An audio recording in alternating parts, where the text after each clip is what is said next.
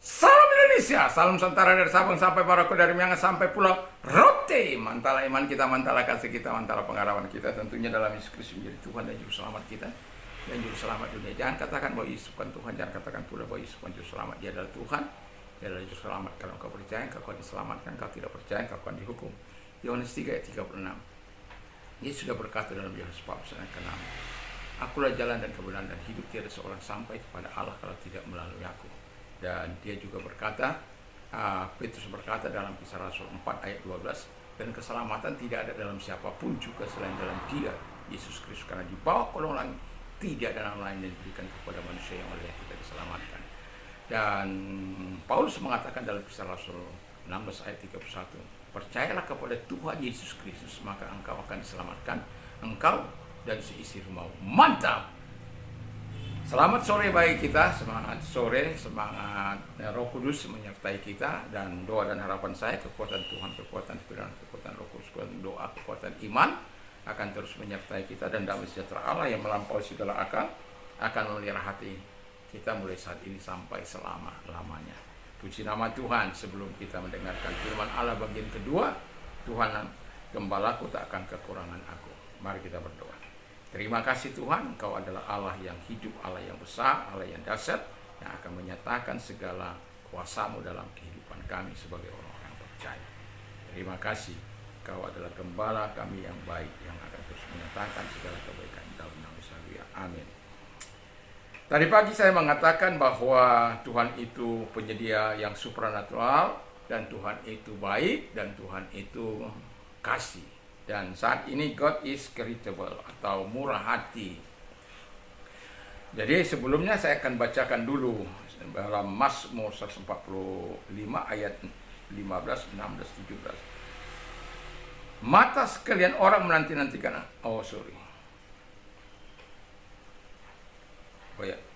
Mata sekalian orang menanti-nantikan Engkau, dan Engkau pun memberikan mereka makanan pada waktunya. Engkau yang membuka tangan-Mu dan berkenan mengenyangkan segala yang hidup. Tuhan itu adil dalam segala jalannya dan penuh kasih setia dalam segala perbuatannya. Jadi di sini kita bisa melihat bahwa Tuhan itu murah hati kepada setiap orang. Jadi karena Dia murah hati bagi kita, pertanyaan saya masih tetap sama karena ini kan seri kedua. Artinya apa alasan Daud sehingga ia mengatakan Tuhan gembalaku, takkan kekurangan aku? Alasan Daud sehingga ia mengatakan Tuhan gembalaku, takkan kekurangan aku, menurut Mazmur 1 ayat 1b itu A itu, dan kemudian menurut Mazmur 145 6, 15 dan 17 itu jelas bahwa Tuhan itu bermurah hati. Dikatakan dengan jelas Dia memberikan mereka makanan. Di akhir zaman ini atau di hari-hari ini kita bisa melihat sukarnya orang-orang mencari pekerjaan. Ada banyak sarjana nganggur. Lapangan pekerjaan yang dijanjikan 19 juta tidak pernah ujungnya, nggak tahu bagaimana. Karena apa? Jangankan yang mau menambah pekerjaan, yang sudah bekerja saja mau dikeluarkan karena tidak ada uang untuk menggaji mereka, terutama honorer PPPK. Ya, saya tidak tahu singkatannya itu apa. 6 ribuan atau 9 ribuan orang mau di stop dulu. Artinya kalau negara saja yang punya dana, yang punya resources untuk itu tidak mampu menyediakan, apalagi untuk rakyat. Rakyat yang berjuang sendiri.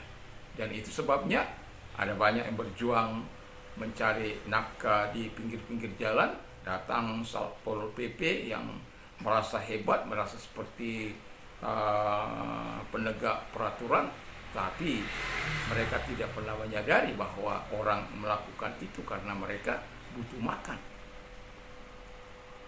Apakah demi tegaknya peraturan di jalan raya itu harus menyingkirkan orang-orang tidak bisa makan?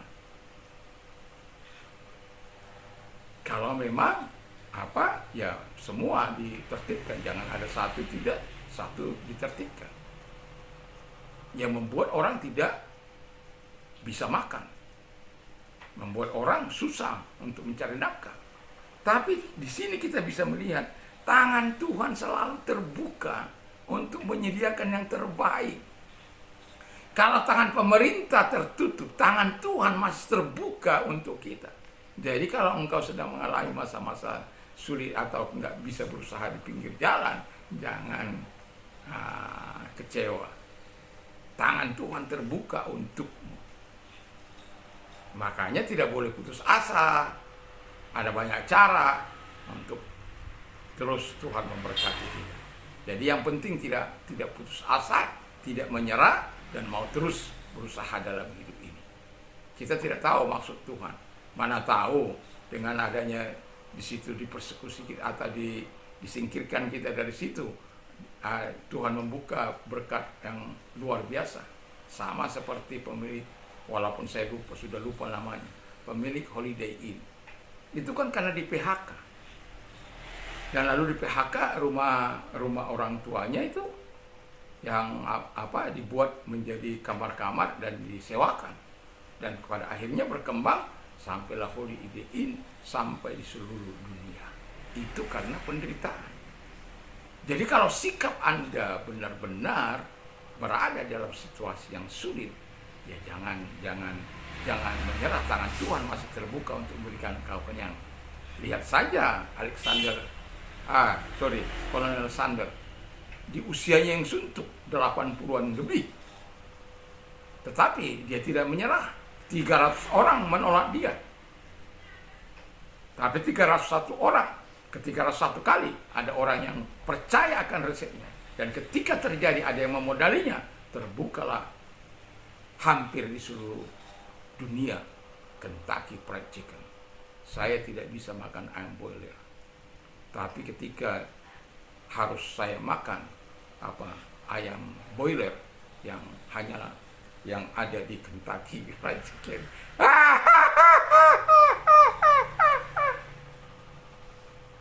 Jadi kata di Kentucky Fried Chicken bisa 2-3 potong itu dada mentok. Saya lebih suka dada mentok ya.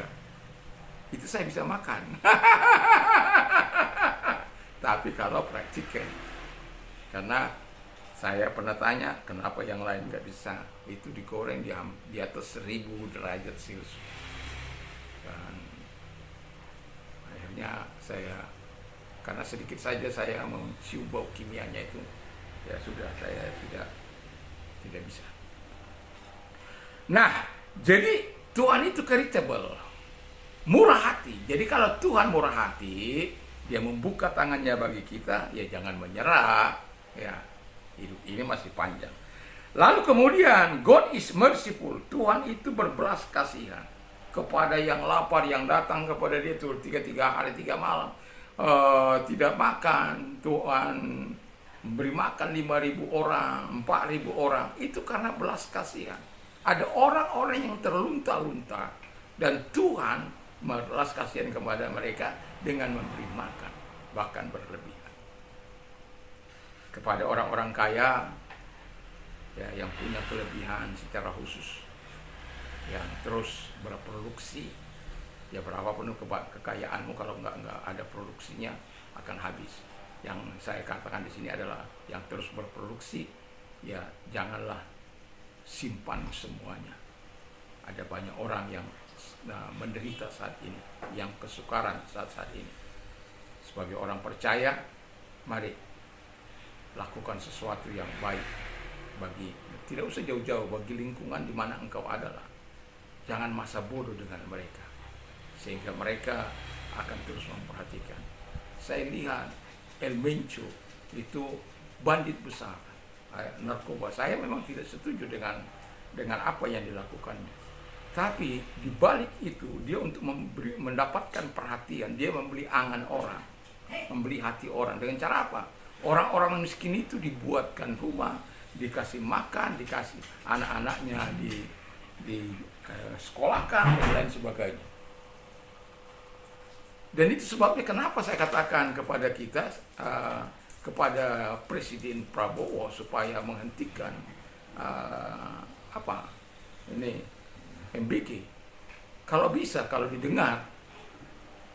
Karena saya lebih cenderung kalau orang diberikan pendidikan supaya mereka bisa mencarinya sendiri, bisa melakukan yang terbaik dalam hidup mereka. Bukan hanya menjadi tangan di bawah, tapi mereka bisa memberi tangan di atas. Karena lebih baik tangan di atas daripada tangan di bawah. Itu kata firman Allah. Jadi Tuhan yang murah hati itu akan menyatakan segala kebaikannya kepada kita. Tuhan yang berbelas kasihan itu juga akan menyatakan segala hal. Dalam Yakobus 5 ayat 11 di bagian akhir, karena Tuhan Maha Penyayang dan penuh belas kasihan. Jadi sudah murah hati, dia penuh belas kasihan, dia penyayang. Jadi kalau dia penyayang, dia akan suka memberi. Ya, orang yang mengasihi, dia akan memberi. Dan orang yang memberi belum tentu mengasihi. Ada yang pencitraan, ada untuk membesarkan namanya dan lain sebagainya. Ada untuk memancing dengan menunjukkan gambar indah. Saya tidak keberatan selama itu dilakukan dengan motif yang baik. Dia menolong orang dan dia juga tertolong. Kan prinsip dari Walmart itu mengatakan, dengan menolong orang, aku sendiri tertolong. Dan saya berharap inilah prinsip kita, dengan menolong orang kita akan tertolong. Saya bukan hanya mengatakan, saya sudah hidup bertahun-tahun dengan cara hidup seperti ini, menerapkan ini. Dan saya punya rumah, saya tidak pernah kontrakan, dipakai orang sampai hari ini. Tidak pernah saya mau mengatakan bayar kontrak setiap bulan. Hasilnya bumi bisa diambil. Mangga, rambutan, apokat, mereka bisa jual. Walaupun kadang-kala diantar satu bakul, satu tas. Tapi apakah betul satu pohon itu hanya semua? Kalau kita mau rasio kita. Tapi saya nggak pernah mempermasalahkan pisang, rambutan, matoa, dan lain sebagainya. Kenapa? Yang penting kamu rawat baik-baik, kamu bisa hidup dari situ, syukur. Karena apa? Memang saya diberkati Tuhan untuk memberkati orang-orang yang susah. Saya juga membuka air 24 jam. Mulai tahun 2000 sampai hari ini. Belum pernah saya tutup untuk orang-orang menggunakannya. Walaupun kadang-kala saya dibikin lelah, karena kadang-kala orang buka di tengah malam, akhirnya dibiarkan ngalir. Ya untungnya sedikit telinga saya lebih tajam dan bisa mendengar dari kamar saya, walaupun jaraknya hampir 5 meter dari ke depan. Tapi tidak ada masalah, karena apa? Tuhan senantiasa mau menyatakan. Ada keinginan menutup karena dibuat bukan sekali dua kali, ada. Tapi saya katakan, Tuhan, ya sudahlah. Ada orang berbuat seperti itu, kiranya Tuhan memberkati dia dan Tuhan menolong. Karena ada banyak orang yang susah, yang membutuhkan air. Dan pada akhirnya saya tidak pernah memadamkan, walaupun ada keinginan. Tapi jauh lebih punya kerinduan besar untuk menolong orang-orang yang membutuhkan. Karena apa? Kita sebagai orang yang percaya, kita murah hati, kita juga harus berbelas kasihan kepada mereka yang membutuhkan pertolongan kita, membutuhkan air, membutuhkan rumah. Saya memang tidak punya banyak rumah, tapi waktu saya punya tanah 30 aret itu seluruhnya mangga, kami pun tidak pernah ngambil. Sampai pada akhirnya kami jual. Sawah juga begitu. Setelah kerusuhan yang sangat panjang, satu-satu kami akhirnya jual. Tetapi yang mau saya katakan adalah, kami tidak pernah mengeluh soal hidup ini. Karena kami tahu Tuhan baik. Dan sebelum ada hal-hal yang besar terjadi, Tuhan sudah menyediakan resources bagi kami. Tuhan sudah menyediakan perbendaharaan bagi kami. Tuhan sudah menyediakan cadangan bagi kami. Itu sebabnya saya punya apa dalam hidup ini, kalau ada jangan dimakan, kalau tidak ada baru dimakan. Artinya Kalau ada yang lebih, ya jangan terus dihabiskan. Tapi di situ. Yang terakhir adalah God is full grace. Tuhan itu Allah yang penuh kasih karunia. Haleluya. Jadi kasih karunia itu bukan bergantung karena hebatmu, bukan bergantung karena gantengnya si Simon ini. Bukan karena dia berjenggot. Tapi karena kerelaan hati Tuhan. Itu namanya anugerah. Saya terselamatkan ini karena anugerah. 1 Maret 1987 saya bisa mengambil keputusan untuk menerima Tuhan sebagai Tuhan dan Juru Selamat saya. Dan di situ saya resmi menjadi warga negara surga, warga negara Indonesia sudah jauh lebih lama. Dan situ saya punya hak. Dan sampai hari ini Tuhan belum pernah menipu saya. Walaupun saya kadang-kadang menipu. Tapi Tuhan tahu, Tuhan itu baik. Ya. Jadi karena Dia penuh kasih karunia, anugerahnya diberikan kepada kita. Makanya kita katakan bahwa dalam Efesus 1 ayat 6 dikatakan kasih karunia itu mulia. Kekayaan kasih karunia yang berlimpah-limpah diberikan kepadamu. Efesus 2 ayat 7. Kasih karunia benar-benar yang dari Allah datang kepadamu. 1 Petrus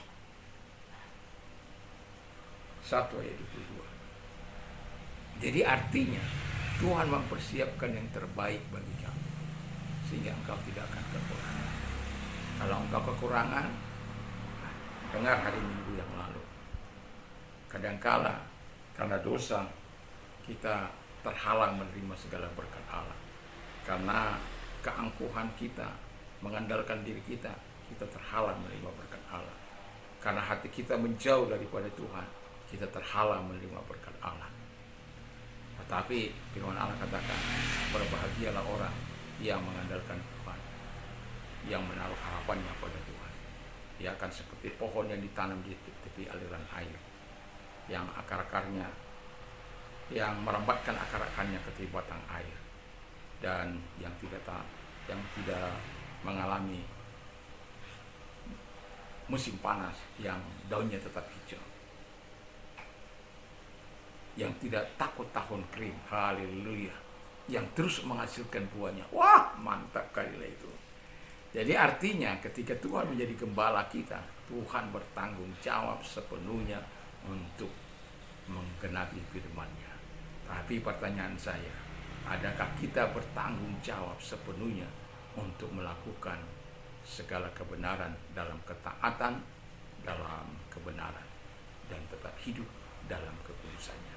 Hanya Anda yang bisa menjawab. Mari kita berdoa. Terima kasih Tuhan, Engkau sudah memberikan yang terbaik bagi kami. Engkau sudah menolong kami, menyatakan kasih-Mu, menyatakan kemurahan-Mu, menyatakan pertolongan-Mu. Dan terpujilah Engkau, kami menyerahkan semuanya ke dalam tangan Tuhan, agar Engkau Allah menyatakan segala kebaikan-Mu kepada kami. Tuhan adalah gembalaku, takkan kekurangan aku percaya kepada Tuhan. Kalau engkau sedang sakit, apapun sakit penyakitmu, arahkan tanganmu kepada Tuhan. Segala sakit penyakit yang mereka dapatkan keluar, dan oleh biluris engkau sembuh, dan oleh kuasanya engkau sembuh. Dan kalau engkau sedang mengalami masalah beban berat, datang pada Tuhan. Arahkan tanganmu kepada Tuhan. Dalam nama Yesus, lihat tangan-tangan yang diarahkan kepadamu, datang kepada mereka, jadikan nyatakan mujizat-Mu, kuasa-Mu dalam hidup mereka. Di dalam nama Yesus Kristus kami bersyukur dan berdoa. Haleluya. Amin. Kiranya Tuhan memberkati kita. Kalau kita mau istirahat, jangan lupa untuk membaca firman Allah, berdoa, dan memperkatakan firman Allah. Dan kalau Anda ingin berdonasi, ada nomor-nomor di bawah ini. Kiranya Tuhan Yesus memberkati kita. Dan mantap, mantap, mantap.